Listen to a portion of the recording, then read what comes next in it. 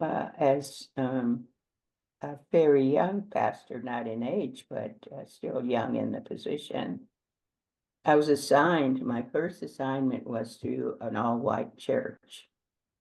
Well, I had been raised in around my own culture. And it was just kind of difficult for us to understand that here we are loving each other and wanting to do the very best we could in our call. So we worked through some, well, kind of difficult times. They weren't really tragical, but we learned how to love each other. In 5 years, we actually learned how to love each other. So those were the challenges then. My sister in Christ, Reverend Lorraine McNeil, I think she came in just right after me. But we have had conversations and we've talked about spiritual growth and pains and suffering and so forth.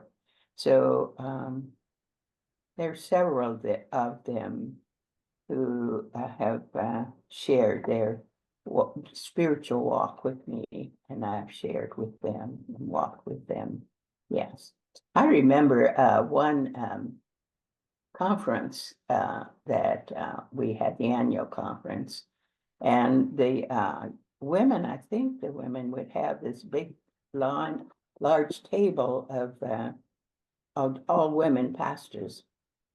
And so at that time, and there were 2 tables with African American women on it. So I had them all stand up. I said, "So look what I produced."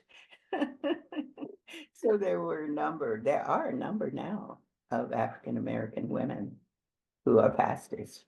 Part of what God has shared with me is that, like the board in a way, that we can count on God.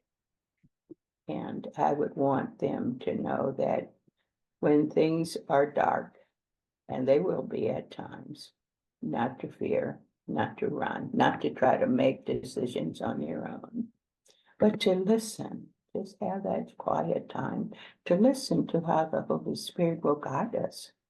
And the Spirit will guide us.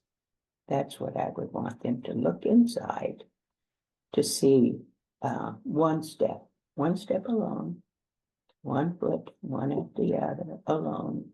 And in it, the voice of God in some way will be guiding them as well.